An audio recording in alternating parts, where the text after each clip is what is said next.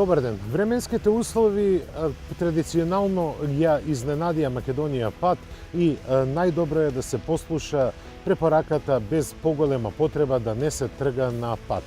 Поради тоа ние ви подготвивме извонредно интересни содржини во ова издание на Автомагазин.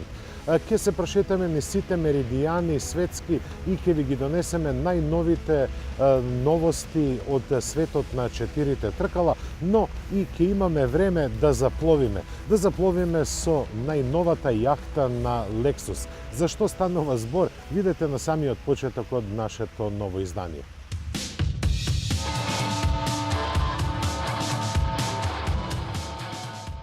Не е првпат Lexus да запловува надвор од автомобилските води. Неговите инженери често го предизвикуваат својот потенцијал вон дејноста за која се платени. Но овој пат тоа го сторија буквално со концепт на спортска јахта. Долга е 12,7 метри и дизајнирана да асоцира на тело на делфин. Или, како е денес модерно да се каже, има органски изглед. Направена е од двокомпонентни полиуретански смоли со импрегнирани ленти од јагленородни влакна. Со други зборови, истиот оној материјал употребен за суперспортскиот Lexus LFA. И самиот начин на градба е иновативен.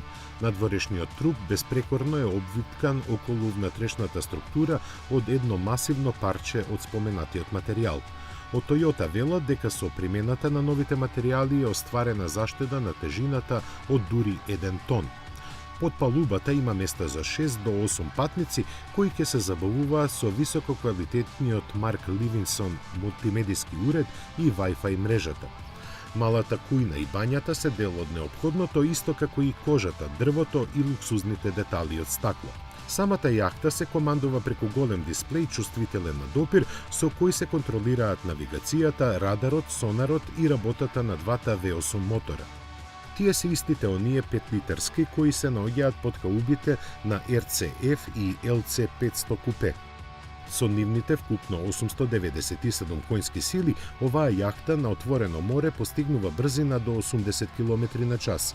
За комплетирање на впечатокот треба само уште да се каже дека и седиштето на капетанот е електрично подесувано. Секако нејзината иднина е сосема неизвестна, демонстрирајќи дека може да бидат успешни и на други полиња, преку вакви проекти производителите на автомобили ја покажуваат својата интелектуална надмоќ. Од бизнис аспект гледано тоа е позитивно, но во реалност мали се шансите Lexus или било кој друг да започне да произведува јахти. Сепак, стручниот свет ќе го забележи потенцијалот на идната експанзија на марката во нови индустријски пространства. Па, ако може Honda да прави авиони, зошто не и Lexus јахта?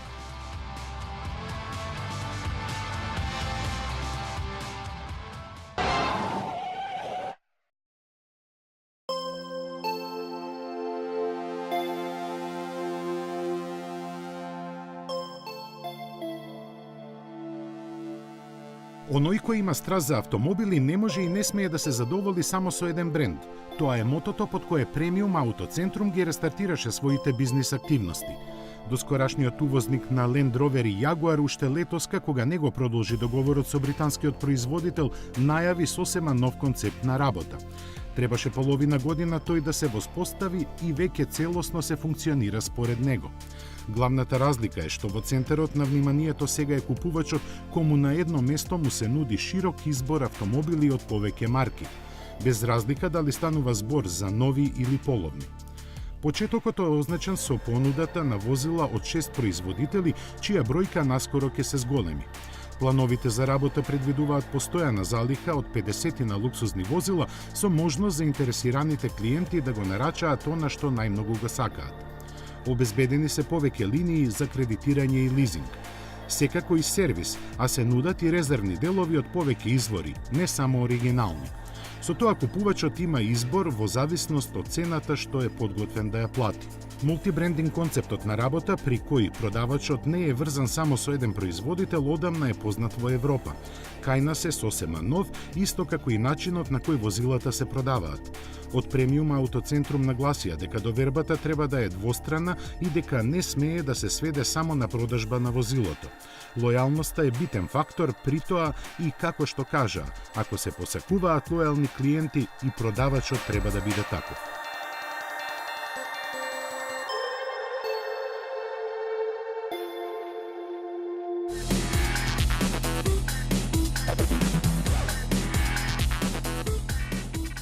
Британските автомобили побудуваат големо внимание на автомобилската публика, што поради нивните перформанси, што поради нивниот изглед, што поради нивната цена. Со излегувањето на Велика Британија од Европската Унија, ќе видиме како ќе се одвиваат работите за британските производители. Но, како што најавуваат, тие не се уплашени од овој политички потек. Бентли го представи најбрзиот 4-сед, луксузен 4-сед на светот. Јагуар ја обнови својата гама на F возилата, а исто така Мекларен пријавува рекордна продажба во 2016-та со повеќе од 3600 продадени парчиња. Во следните 3 прилога токму ќе ве запознаеме со новитетите од овие 3 британски бренда.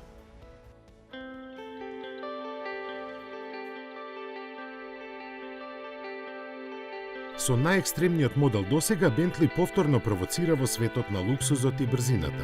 Ознаката Continental Super Sports му е целосно заслужена, бидејќи инженерите од Кру и овој пат се надминаа самите себе си. Тие во долгиот нос на купето го сместија унапредениот W12 мотор, од кој извлекоа 710 коњски сили и преку 1000 ньютон метри. Овие бројки се доволни за да се нарече најмоќен Бентли направен било кога, но има уште. Тој воедно и најбрзиот луксузен автомобил со 4 седишта на планетава. Со нивен ангажман во збудата на максималните 336 км на час и забрзувањето до првите 100 за 3,5 секунди лесно се доживува. Джет-сетот, на кој не му се важни само перформансите, ќе ужива и во отворената каросерија на кабриолет верзијата. За целосна контрола на задоволството задолжен е торк векторинг системот од тркачкиот GT3R, кој го прави Continental Super Sports поагилен и припитомо возење. За 21-инчните тркала се кријат керамички дискови најголеми во светот, кои заедно со титаниумскиот издов се дел од диетата на која е подложен. Секако луксуз во внатрешноста има во изобилие. Кабината има уникатен тробоен финиш, а изборот на детали за облагородување е збогатен со карбонски инсерти. Нив ги има и однадвор со задача препознатливо да укажат за што точно се работи. Бројки за потрошувачката не се споменуваат, а за сликата да биде комплетна фали само уште цената. Но за неа друг пат.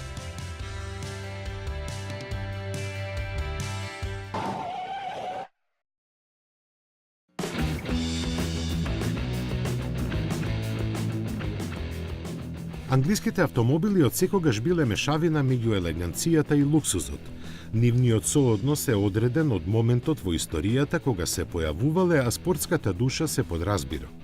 Посебно за марки како што е Јагуар, од каде ни пристигнува генерацијски дотераниот F-Type. Успешните линии на алуминиумскиот двосет целосно се задржани, од визуелните измени за оваа моделска година има само благо модификуван браник и full LED предни светла. Од друга страна пак, внатрешноста доби повеќе нови работи. Најмногу внимание привлекува новиот Touch Pro инфозабавен систем и опционалната GoPro камера.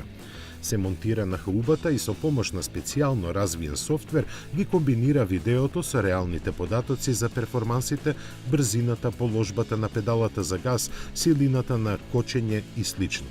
Седиштата се за 8 кг полесни и нудат подобра ергономија и поголем комфор. Може да се добијат со грејење и вентилација, а целиот амбиент е облагороден со инсерти од хром и алуминиум. Малку нова технологија се среќава и во просторот за моторот. 3-литарскиот V6 агрегат со компресор сега има за 20 коњски сили повеќе, вкупно 400. Наменете за F-Type 400 Sport Lounge едицијата, која ќе биде достапна само годинава. Quick Shift 8-степениот менувач и самоблокирачкиот диференцијал се сериски, а дел од пакетот е и унапреденото ослонување. Остатокот од гамата главно остана нечепнат, со мали дополнувања на опремата. Цените на обновениот F-Type во Велика Британија ќе стартуваат од 51.500 фунти. SVR верзијата, која и понатаму останува на врвот, ќе чини повеќе од двојно, околу 110.000 фунти. Како и досега, Jaguar F-Type ќе може да се добие во купе и кабриолет изведби со погон на задните или сите 4 трпали.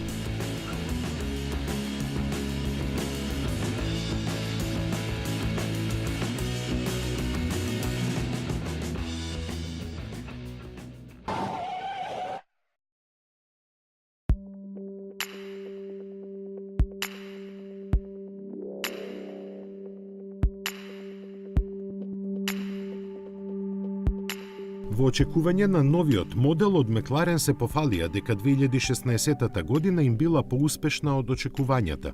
Иницијалните планови се надфрлени и се продадени 3286 возила. Од бројката која представува зголемување од точно 99,3% во однос на претходната година, најбројни се оние од спорт серијата. Таа беше избор на скоро 2/3 на купувачите на британските суперавтомобили. Најголем пазар за Мекларен е Северна Америка, но во Европа е забележан најголемиот пораст на продажбата од 153%. Оптимизмот за годинава е воздржан бидејќи самиот процес на производство е доста ограничувачки. Имено возилата на Мекларен имаат шасија од јагленородни влакна, за чие производство се користат специјални калапи. Освен што се доста скапи, овие калапи заради можни отстапувања имаат и строго ограничен рок на употреба. За да се оформат правилно, панелите од јагленородни влакна во нив мора да останат точно определено време. Заради сето ова, зголемувањето на производството едноставно не е можно без големи инвестиции и прецизни планирања. А тие за наредниот 6-годишен период предизвикуваат двојно зголемување на капацитетите и 15 нови модели и нивни деривати. Од нив половината ќе бидат хибридни, а се предвидува и развивање на целосно електричен концепт. Вкупната инвестиција е проектирана на 1 милијарда фунти.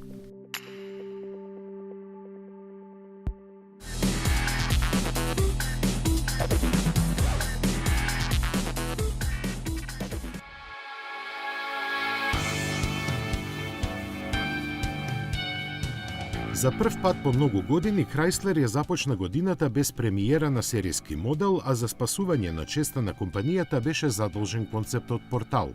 Согласно долгата и плодна историја на марката се работи за моноволуменско возило, овој пат со благи кросоверски примеси. Уникатниот и привлечен дизајн го отсликува тековниот стилски правец со неопходно футуристичко дотерување. Chrysler Portal има модерен интериер во кој има место за 6 патници. Освен големиот простор ним на располагање им стојат и решенија како гласовно биометриски систем и интерком преку кои полесно може да комуницираат меѓу себе. Големото ветробранско стакло и панорамскиот покрив се грижат за атмосферата, а напредните системи за безбедноста при патувањата. За автономните способности се задолжени бројни сензори, камери и радари, а за човековата околина е електричната погонска група. Портал може да помине 400 км со едно полнење на литиум-ионските батерии. Тие со помош на брз специјален полнач за помалку од 20 минути се надополнуваат за уште 240 км. Меѓуоскиното растојание од точно 3 метри го сместува блиску до сегашната Пацифика. Портал сепак од нив е доста пократок, но главната разлика е што е направен за милениумската генерација. Може би и затоа од Chrysler веќе излегоа со плановите во кои 2018-та се споменува како термин кога на пазарот ќе се појави нешто слично.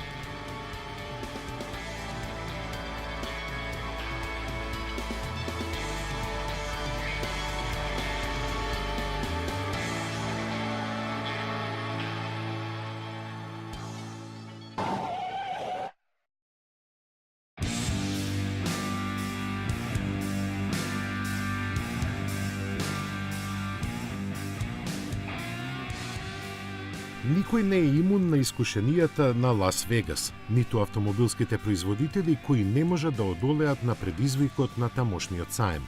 Ако на големите салони на автомобили блескавиот лим е тој што владее со чувствата, тука на алтернативен начин се покажуваат новите технологии кои ќе владеат со возилата. Еден таков изум е Ride Assist технологијата на Honda наменета за моторциклите. Со комбинирање на механиката и електрониката, таа им овозможува само балансирање при мали брзини. Функционира и кога моторциклот стои, па дури и кога возачот не е качен на него. Главна причина што јапонците не соопштуваат конкретни термини за незината комерцијализација е присуството на роботската технологија.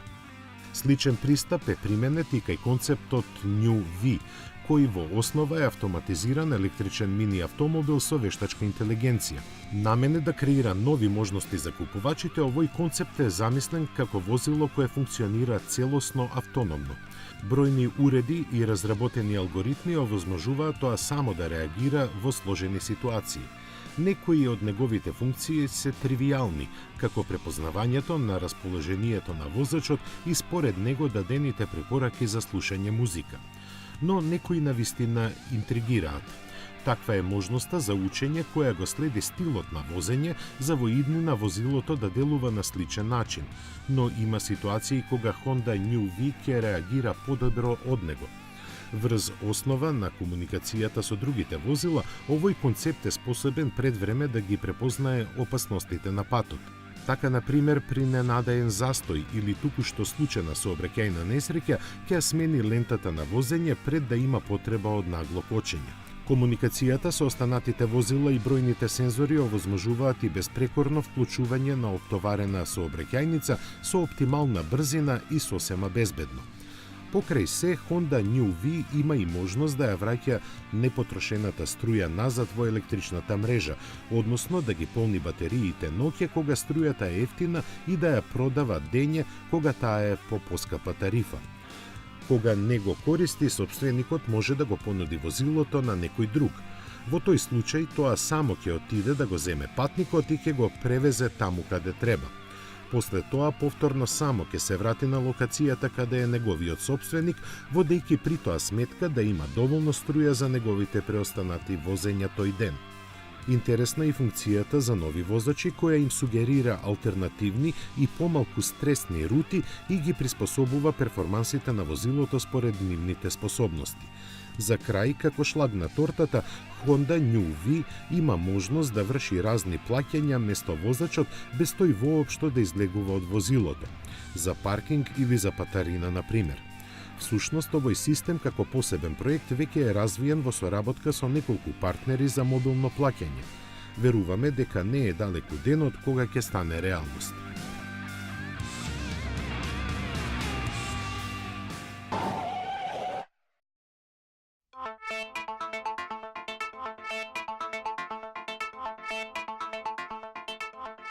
После 7 години производството на Микра се враќа во Европа. Малиот јапонски автомобил порано имаше плодна приказна на стариот континент, но Nissan се сврте кон својата кросовер гама и го депортираше во Индокина. Продажбата драстично опадна и се појави прашањето дали јапонците воопшто имаат намера да променат нешто. Одговорот го добивме полани во Женева, кога концептот Свеј ја најави новата микрореволуција во гамата на Nissan. Верно произлезена од него, Микра веќе не е азиски мистериозна како што беше. Таа сега е својствен автомобил со кој Nissan ќе продолжи да ги менува тековите на својата историја. Не зборуваме само фигуративно, туку и суштински. Подолга е од сите досегашни генерации за цела една педа. Веќе тоа навестува дека во желбата да се смени се, јапонците на новиот модел го оставија само името исто. Сменета и локацијата на туку-што започнатото производство, тоа сега се одвива во фабриката на Рено во Флинс, Франција. Од тоа е јасно дека новата Микра има многу заеднички нешта со Клио. Од него е селектирана и моторната понуда која на почетокот ќе се состои од по еден бензински и дизел агрегат со 90 конски сили.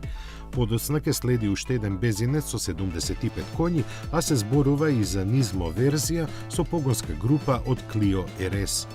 Продажбата на новата Микра на клучните европски пазари ќе започне во март, а подоцна и во останатите земји. Таму каде се познати, цените се движат околу 1000 евра повеќе од досегашната генерација.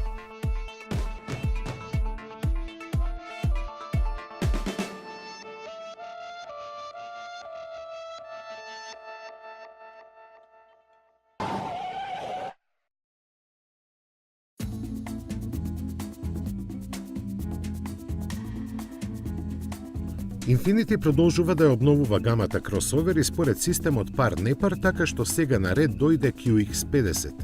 Како што се очекуваше, тој е отелотворение на година и пол стариот концепт QX Sport Inspiration. Неговите мускулести линии и тешко профилирани површини верно се пренесени со потребната доза припитомување. Овој модел е директен наследник на EX серијата, која според интернационалните купувачи е онаа со вистинска големина.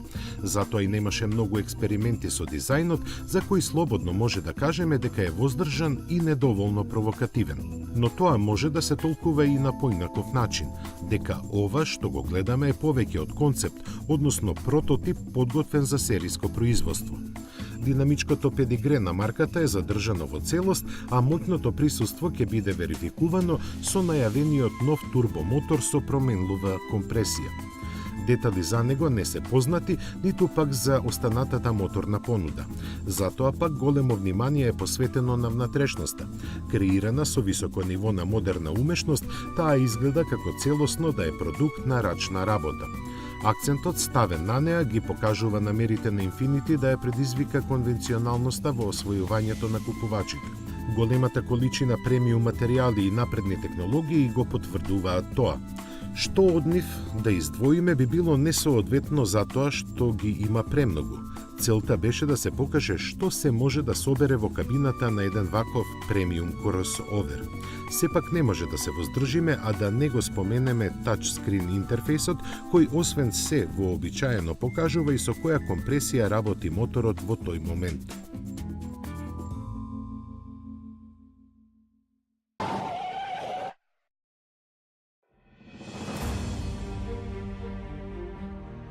Убав јубилеј, убава премиера, си со голем настан и лансирање специјален модел само за нив Ферари ја одбележа 50 годишнината од првото стапнување на тлото на Јапонија. Во основа 488 Spider, но со ново тело, овој Ферари со ознака J50 ќе биде произведен во само 10 копии. Разликите од стандардниот Spider не се малку. Првата е што нема преклоплив метален покрив, кај J50 тој е изведен со два отстранливи панела од јагленородни влакна. На самата каросерија практично ниту едно парче не е останато исто. Поагресивниот преден дел навестува екстра 20 коњи во 3,9 литарскиот твин турбо V8 мотор, вкупно 690 на број. Тие ќе го лансираат до 325 км на час. До првите 100 се стигнува за 3 секунди, а запира уште побрзо. Надграден е и интериерот, како и цената која никогаш нема да ја дознаеме.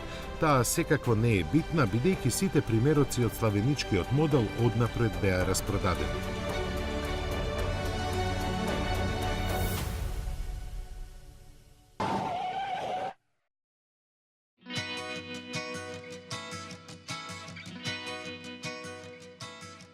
Откако беше представено во 2012-та, заедничкото купе на Toyota и Subaru се досега остана практично непроменето.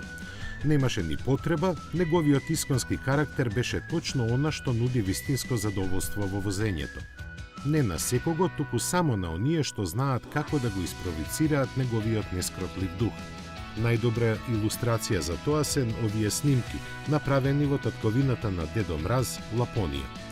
Едноставната фокусираност на спортските квалитети, компактната големина и агилноста ги исполнуваат сите ветувања што возачот се ги дава сам на себе. Дволитарскиот боксер со директно впрскување и 200 коњски сили игра голема улога во тоа. Секако и погонот на задните тркала без кој ништо од ова не би било можно. Ако го додадеме и од годинава новиот тркачки режим на контрола на однесувањето, во целата оваа приказна Дедо Мраз и желбите упатени до него остануваат вишок.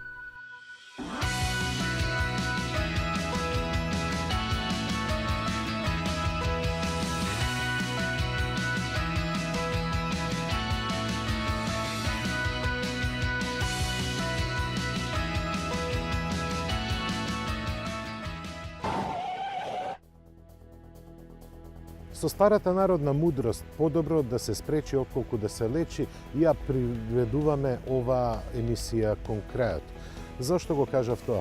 Бидејќи временските услови се извонредно лоши, патиштата не се исчистени на задоволително ниво, температурите се ниски.